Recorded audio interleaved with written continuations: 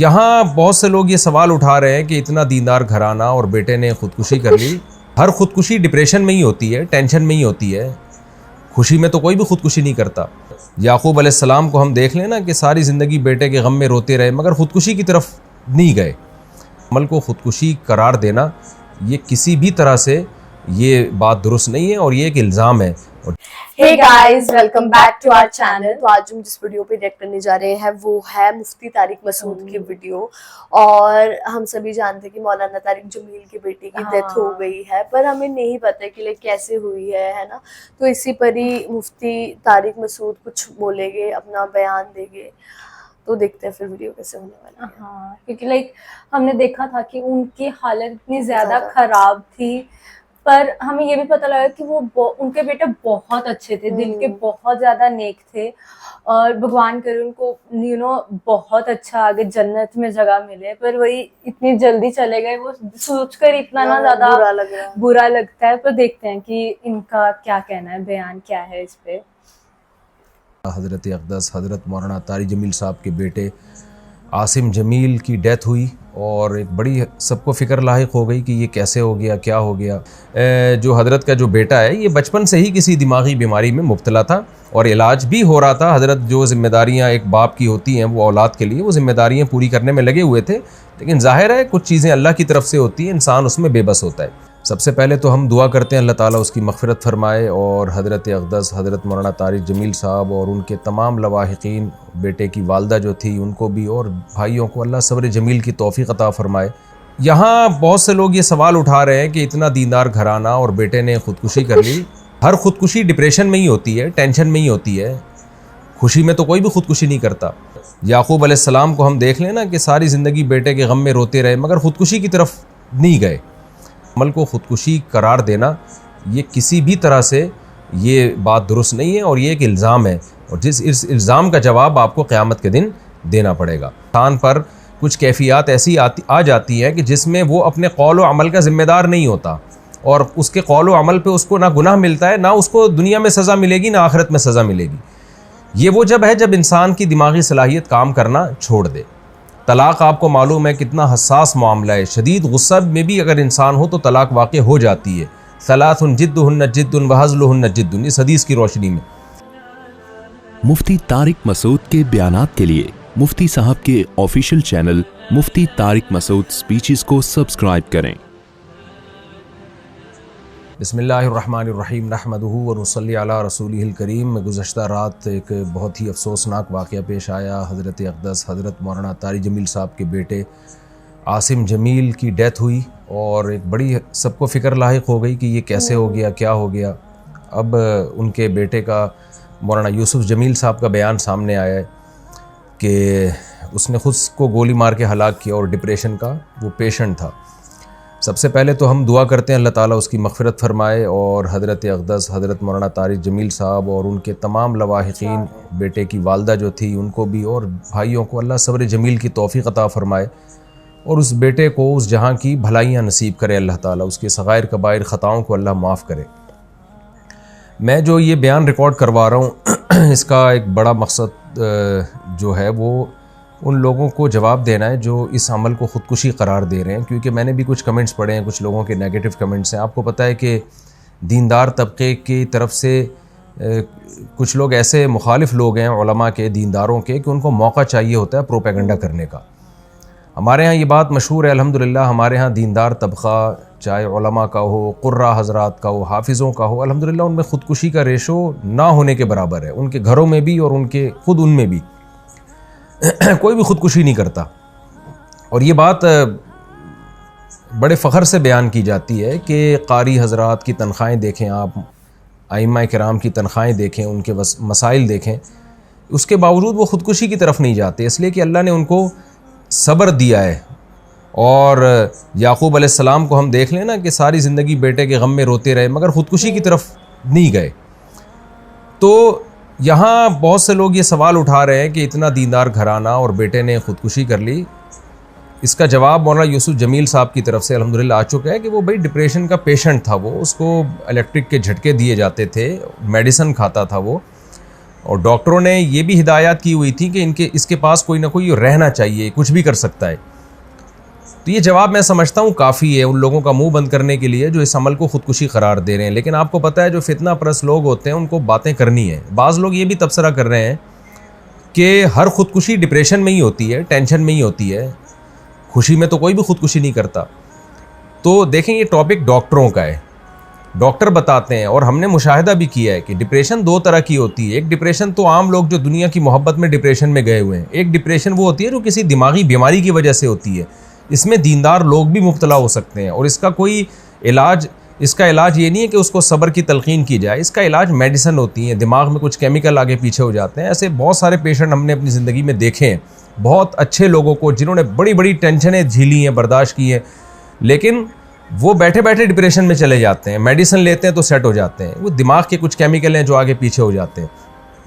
यही वजह है, और ये नई बीमारी नहीं है, सदियों पुरानी बीमारी है। यही वजह है कि उलमा किराम ने ये मसला तलाक़ के मसाइल में बयान किया और क़त्ल क़िसास वग़ैरह के मसाइल में बयान किया कि इंसान पर कुछ कैफ़ियत ऐसी आ जाती हैं कि जिसमें वो अपने कौल व अमल का ज़िम्मेदार नहीं होता और उसके कौल व अमल पे उसको ना गुनाह मिलता है, ना उसको दुनिया में सज़ा मिलेगी, ना आखिरत में सज़ा मिलेगी। ये वो जब है जब इंसान की दिमागी सलाहियत काम करना छोड़ दे। तलाक़ आपको मालूम है कितना हसास मामला है, शदीद गुस्सा में भी अगर इंसान हो तो तलाक़ वाक़ हो जाती है। सलासुन जिद्दुहुन्न जिद्दुन व हज़्लुहुन्न जिद्दुन, इस हदीस की रोशनी में। लेकिन उलमा ने बयान किया कि अगर कोई डिप्रेशन का पेशेंट है और उसके पास क़राइन है और वो उसका दिमाग सही काम नहीं कर रहा, ऐसी सूरत में वो बीवी को 100 तलाक़ें भी दे देगा तो नहीं होंगी, इसलिए कि उसका दिमाग ही काम नहीं कर रहा है ऐसे मौके पे। तो जब तलाक़ जैसे मसले में हम उलमा किराम आज से सदियों पहले एक स्ट्रेस और डिप्रेशन का मरीज़ जिसका दिमाग काम करना छोड़ दे, उसके इस अमल को तलाक़ करार नहीं देते। वो ज़बान से कुफ्रिया कलिमात अगर ज़बान से निकालेगा तो वो काफिर नहीं होगा।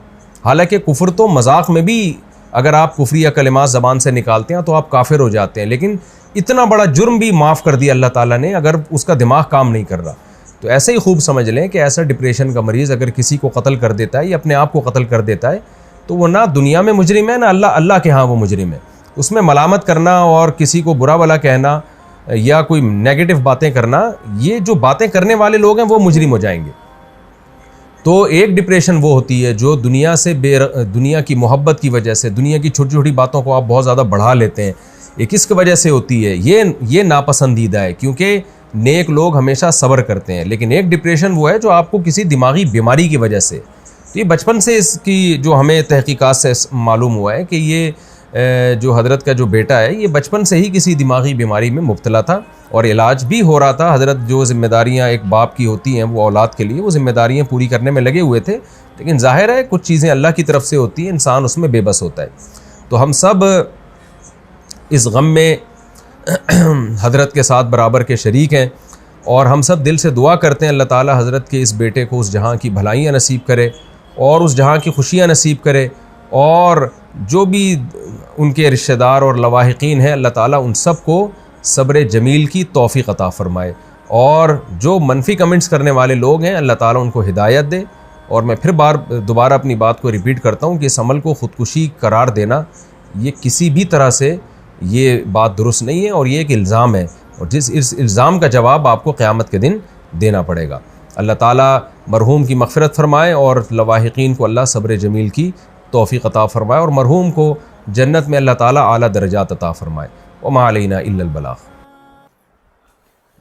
इस वीडियो से हमें बहुत सारी चीज़ें पता लगी है। पहली तो ये कि जो तारिक जमील के बेटे थे उनको डिप्रेशन था, तो हमें नहीं पता था क्योंकि हमने सिर्फ उनकी एक वीडियो देखी है तारिक जमील जहाँ पे बोल रहे हैं कि अपने बेटी की तारीफ कर रही है, लेकिन इस वीडियो से हमें ये पता लगा उनको डिप्रेशन था, वो स्ट्रेस में था। और ये बात इन्होंने बिल्कुल सही बोली है, जब आप डिप्रेशन में हो और किसी आप इंसान को अकेला छोड़ देते हो, वो बहुत चीज़ें कर सकता है ना। सुसाइड जैसे थॉट आना डिप्रेशन में बहुत ज़्यादा कॉमन है। तो मे बी अगर वो सही में डिप्रेशन में थे तो उन्होंने इसी वजह से सुसाइड किया होगा, और शायद उन्होंने अपनी बीवी को डिवोर्स भी दिया है, क्योंकि वो कह रहे थे कि डिवोर्स वाली बात पे फिर उन्होंने ये भी बोला कि अगर कोई इंसान है जो डिप्रेशन में है और वो बोल लेता है तलाक है तो उसका मायने नहीं रखा जाएगा, क्योंकि वो तो डिप्रेशन में, उसका तो दिमाग ही काम नहीं कर रहा है। तो ये हमें नहीं पता है, अगर आपको पता है प्लीज कमेंट करके जरूर बताइएगा। और मेरी तो भगवान से बस यही प्रेयर है कि जो मौलाना तारिक जमील है उनके बेटे को भगवान बस शांति दे, उनकी बेटे की आत्मा को, और उन्हें जन्नत नसीब हो। आमीन। सही बात है। ऊपर से ना लाइक जैसे ये भी बोल रहे थे कि ना बहुत लोग ऐसे हैं जो इसको सुसाइड बोल रहे हैं, और बहुत ऐसे धर्म है, सिर्फ मुस्लिम नहीं, इस्लामिक नहीं, हिंदुओं में भी, क्रिश्चियंस में भी ये कहा जाता है कि अगर कोई सुसाइड करता है तो उसको जन्नत नहीं मिलती है ना। बट ये चीज बहुत ज्यादा जरूरी है समझनी, जैसे इन्होंने भी समझाया है कि डिप्रेशन एक बहुत असली चीज है। आज के टाइम पे लोग अब शायद फिर थोड़े ना मैच्योर हो गए हैं, वो एग्री करते हैं कि हाँ लोगों को डिप्रेशन है, हमको डिप्रेशन है, बट पहले वो भी नहीं करते थे और छुपाते थे। हाँ, बट ये बहुत जरूरी है कि लोग समझें कि डिप्रेशन में इंसान बहुत ज्यादा अपने लो पॉइंट पे होता है, और उस टाइम पे अगर वो कुछ करता है तो वो उस टाइम पे वो ये नहीं सोचता कि हाँ भाई मेरे साथ और भी बहुत लोग हैं मेरी लाइफ में जिनके लिए मैं जी सकता हूँ, क्योंकि वो चीज दिमाग में आती ही नहीं है। हाँ। ठीक है, तो ये चीज बोलना कि वो सुसाइड है या एक वेल प्लान्ड सुसाइड था या कुछ भी ऐसा बोलना is like very I will say wrong या इलॉजिकल, क्योंकि इंसान को समझना पड़ेगा कि जब इंसान उस पॉइंट पे उतना लो होता है ना तो वो चीजें दिमाग में नहीं आती हैं।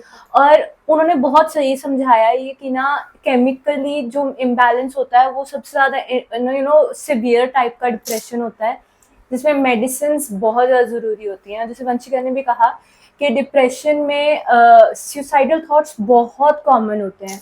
ठीक है, तो मैं बाकी सबको भी यही कहूंगी कि if you are suffering from depression तो अपने किसी करीबी से जरूर शेयर करो कि अगर तुमको कुछ ऐसा फील हो रहा है या कुछ भी, क्योंकि पता है कि at the end of the day जैसे उनको अपनी बच्चे को देखना पड़ा, कोई भी पेरेंट ये चीज नहीं देख सकता। ठीक है, तो सबको ना सही से रहना चाहिए, मतलब सही से रहना चाहिए एज इन शेयर करो अगर तुमको कुछ भी ऐसा इशू है। और मैं वही कहूंगी कि उनको, जैसे उन्होंने कहा कि वो कितने अच्छे थे नेचर वाइज, तो उनको भी भगवान जन्नत दे। ठीक है, कि उनको भी शांति मिले। मेरी भी बस भगवान से यही प्रेयर है। और मुझे सीरियसली अभी भी समझ नहीं आ रहा है मैं क्या ही बोलूँ। तो गाइस यही था आज का रिएक्शन। आपको मेरा रिएक्शन कैसा लगा प्लीज़ कमेंट करके ज़रूर बताइएगा। तो मिलते हैं कल एक और वीडियो के साथ। बाय।